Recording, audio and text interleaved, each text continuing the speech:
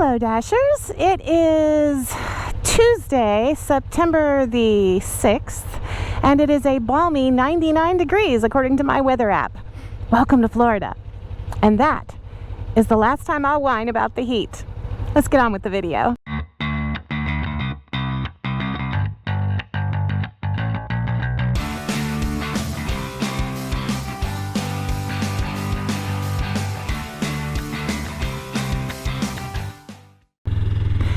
So today's video is all about the hamster wheel that's currently spinning crazily up in my head.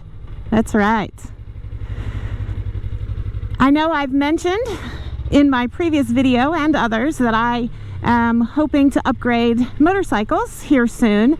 And so I have spent the last couple of weeks gorging myself on YouTube videos and some written tech specs and such on bikes that I might want to consider that I had not yet thought of. And I have come up with a couple and quickly knocked them off the list just as fast. So what I'm going to tell you is what I'm thinking right now, what I want, what I'm looking for, what I think is going to work well for me, and the reasons why. And more than anything, it's simply so I can potentially solicit some additional opinions and personal experience that any of you might have had with the bikes that I am going to talk about. So that is where we are. First off, I'm going to say to anyone who is watching this and does not already know, my name is Gina, otherwise known as Ginger Dash, and I am riding a 2018 Suzuki GSX 250R. It is my first motorcycle, and I am ready for an upgrade. But what do I want to get? Where do I want to go next as far as motorcycles are concerned? I love riding a small sport bike. I love having a fairinged bike. So if I could continue to ride a fairinged bike that made sense, I would probably do that. However, the only bike that really holds any interest for me for a lot of different reasons that would be considered a sport bike is a Kawasaki 650, Ninja 650. I feel like that is the cc range that I'm shooting for, the 600 to 700 cc range, and that is the only sport bike that doesn't seem to have the forward stretch of the larger ones. I don't need a 750 or a 1000 cc motorcycle. That's simply not me. I don't need it. I'm not a racer. It never will be.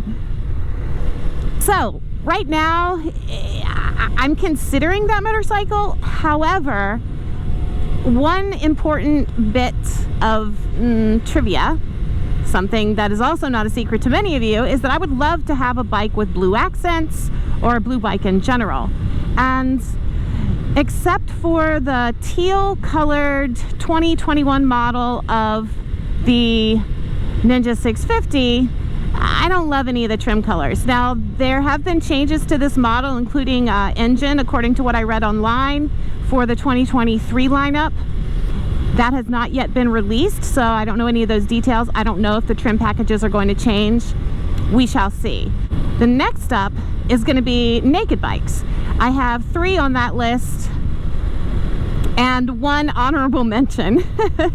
So the 3 bikes on that list are the Yamaha MT-07 that I mentioned in the last video that I posted here. The next one is the Kawasaki Z650, and the final one is the Suzuki SV650. Now, if you've been around the channel a while, you know that I rode a 650 last winter. A friend of a friend, a sister of a friend actually, loaned it to me, And I was able to take that out, and to be completely honest, I really wasn't all that thrilled with it. I mean, it was an okay bike. It was simply a different handling than I'm accustomed to. I like the sport bike handling, but that bike also had been lowered from the stock height, and I think there was one other mechanical type modification that had been made to it, which I believe impacted how it's handled. So I don't feel like I have gotten a true picture of the capabilities, handling, and all the other aspects of an SV650 from Suzuki that's stock. So I want to ride a stock one before I make any decisions. Now, the Kawasaki Z650 is a bike I was really not familiar with, because until I started exploring my naked bike options, I really didn't know what was out there and what was available. There are a lot of, or at least several videos that compare the 3 bikes that are on my list. Now, they're not on my list because of those videos, but they are really helpful to view. And I know that motorcycle options are very personal. You and I know that. We all do. We are all looking for that special something that just hits home with us. For me, I love the sport bike feel, but I am willing to move over to a naked bike if it's the right one, if it feels good when I ride it.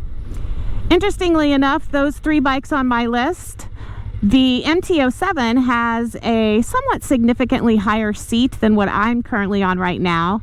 The seat height of this bike is exactly the same as the Kawasaki Z650, and the Suzuki SV650 is slightly lower. The MT-07 is known to be higher. It's 31.7, and that would require me to, be on tiptoe.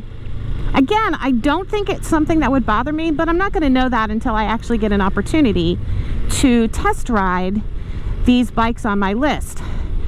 If you don't already know this, it is not a great time to try and buy a 2022 version of any of these bikes, because there are very few still available at the dealerships. My local dealership has absolutely nothing I would buy.